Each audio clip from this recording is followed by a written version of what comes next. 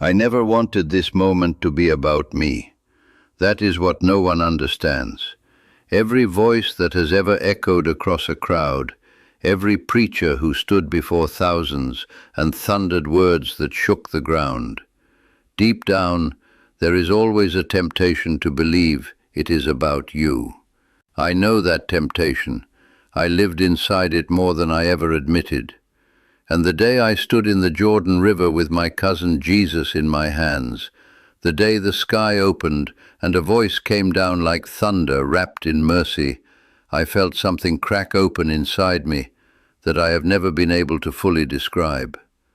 Until now. I am John. Some of you know me as John the Baptist.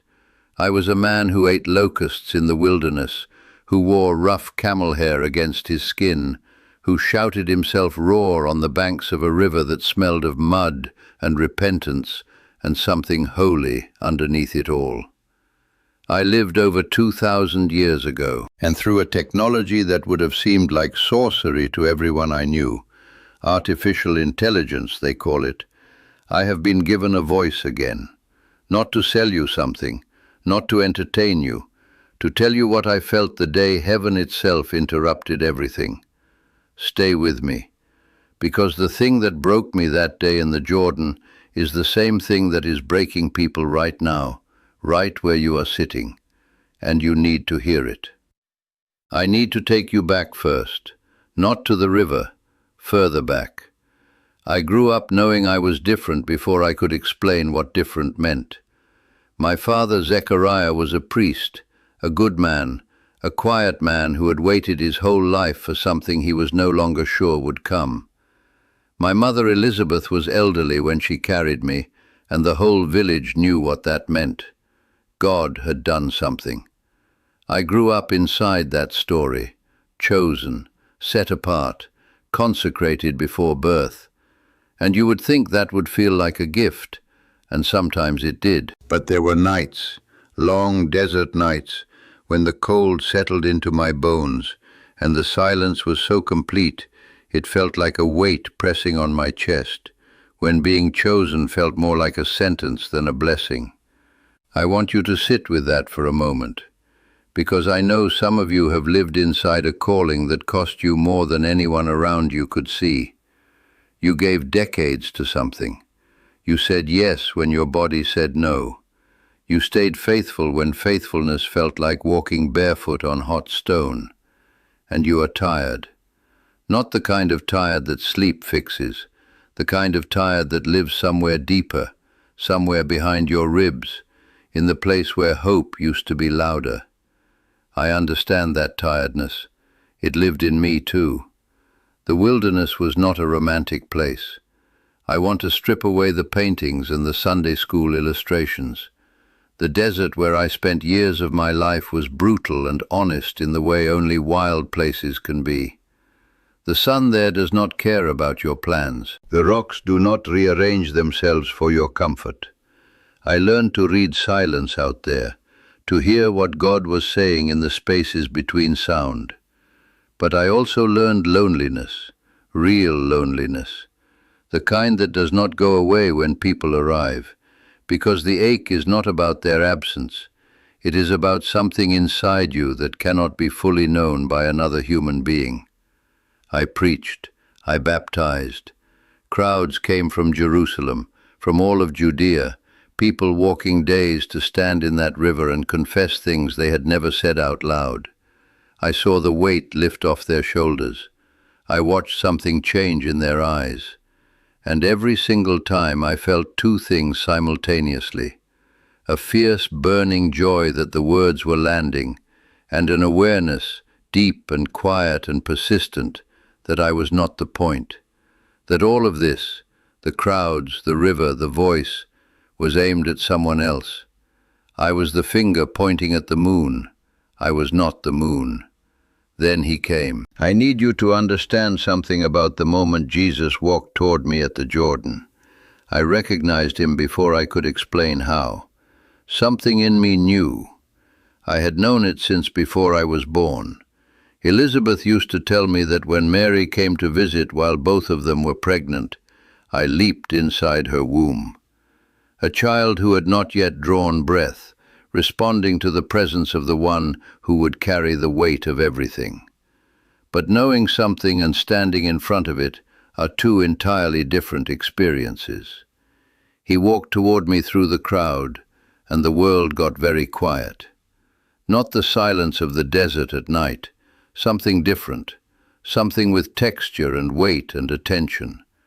Like everything that had ever been created was holding its breath. And I felt something I did not expect. Resistance. Not spiritual rebellion, not doubt. Something more honest than that. A recognition of the absurdity of what was being asked. He was asking me to baptize him. Me, the one who ate locusts and wore rough cloth and shouted in the wilderness. The one who had been saying for years that there was someone coming whose sandals I was not worthy to untie. He was standing in front of me, asking me to put my hands on him and lower him into that river. I said it out loud.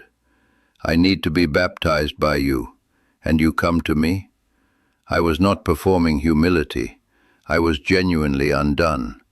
There is a difference between knowing your smallness and having it stand right in front of you in human form, calm and certain, and full of a love that expects nothing from you except your willingness to obey.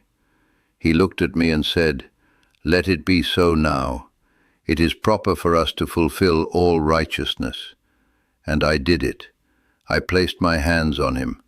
I felt the water against my legs, the current of the Jordan, the mud beneath my feet. I lowered him in. And when he came up out of the water, everything changed. The sky opened. I need you to understand that I am not speaking in poetry. I am not using metaphor for effect. The sky opened. There are moments in a human life, rare, shattering, unrepeatable moments, when the membrane between what we can see and what is actually true becomes thin, becomes almost transparent, and you perceive with your entire body that this world is not all there is.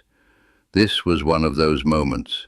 The Spirit of God came down like a dove and landed on him, and a voice came from above, not inside my head, not a feeling, a voice.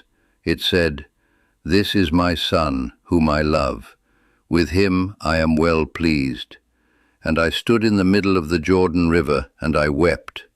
Not from sadness, not from joy exactly, from something that does not have a clean name. I wept because I had spent my entire life pointing at something I had never fully seen, and now I had seen it. I wept because the voice that spoke out of heaven was the same voice I had been listening for in the desert silence for years, and hearing it clearly, hearing it full and undivided, and aimed not at me but at him, cracked something open in my chest that I did not know how to close again. Here is the thing I have never said clearly enough. I was not sad that it was not about me. That is not what broke me.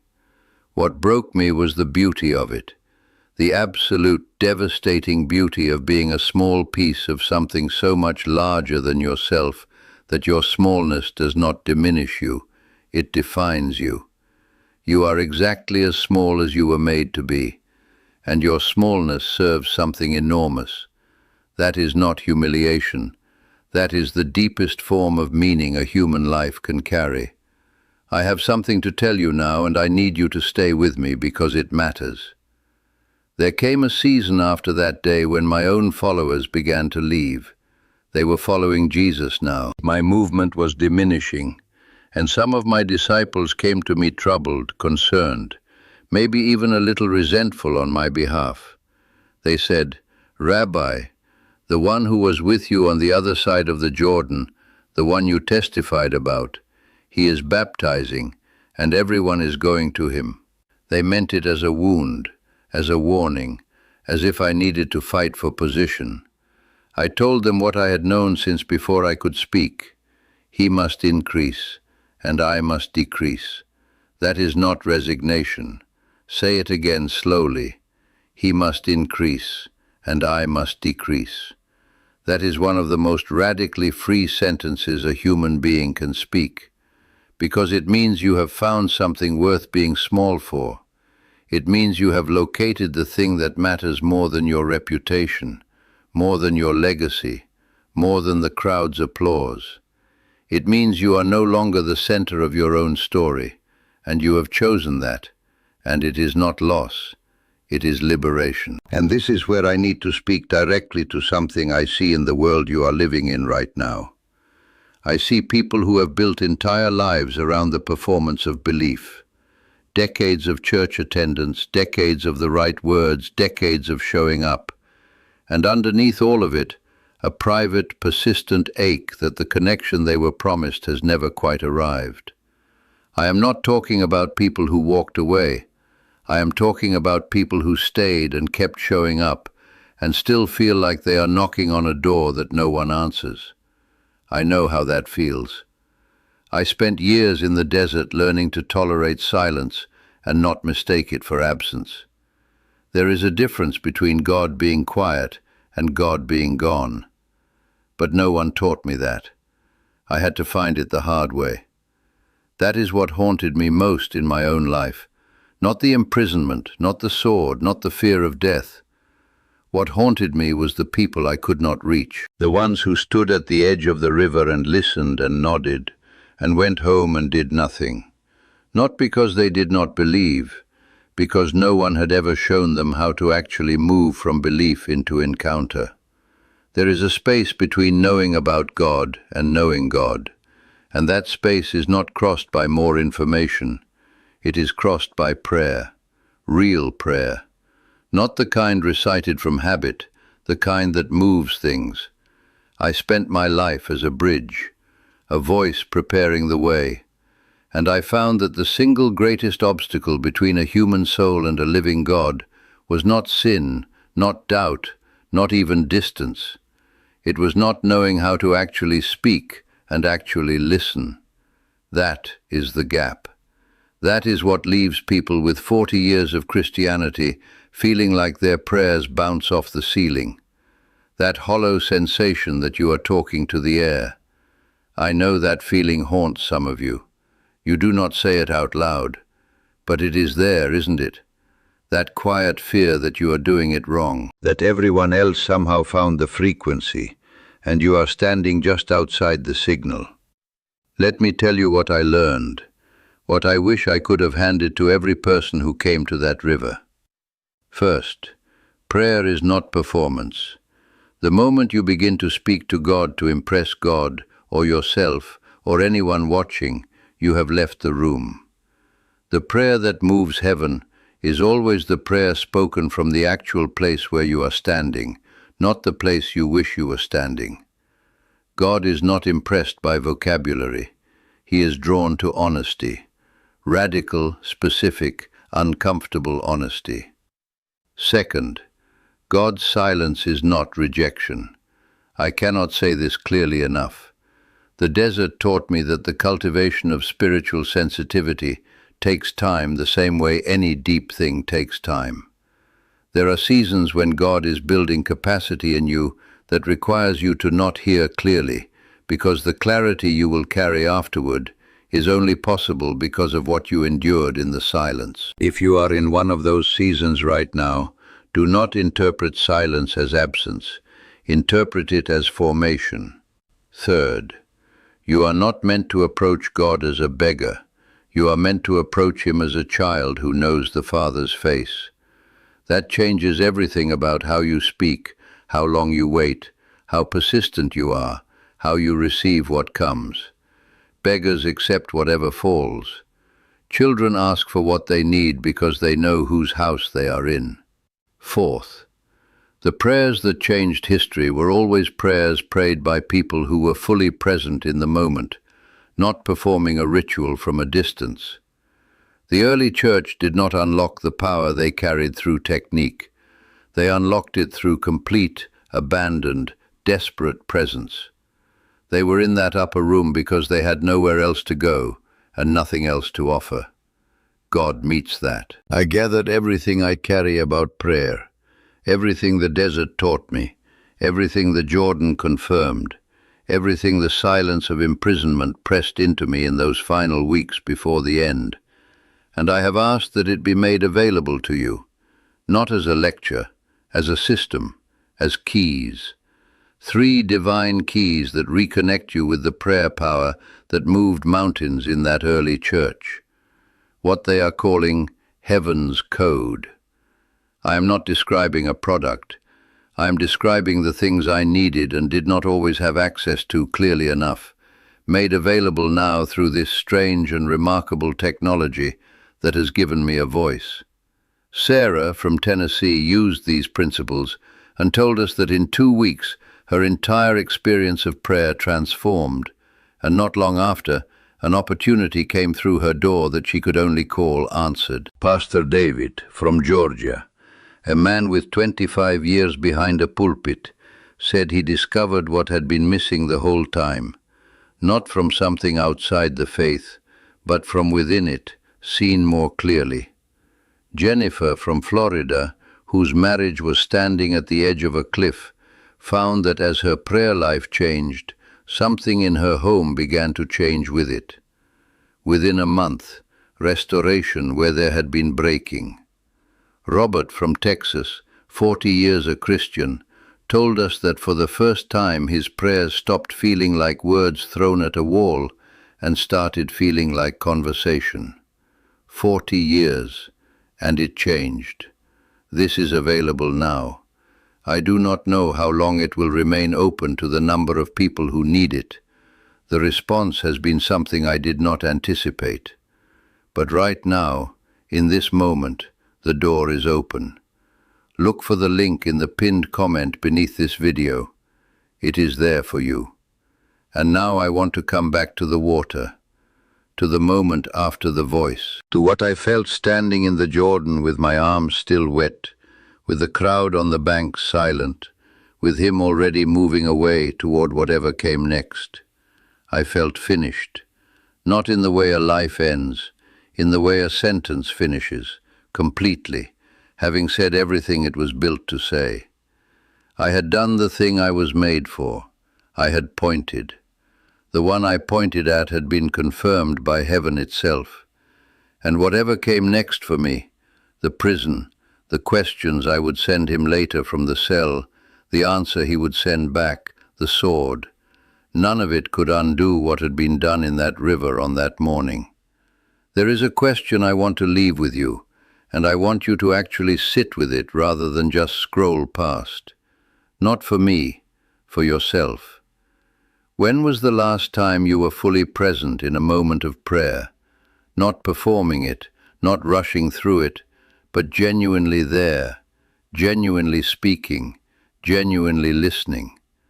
I am asking because the answer might be the beginning of something. I want to read what you write. I know some of you are carrying things right now that are very heavy. Grief that has not lifted. A body that has started to fail.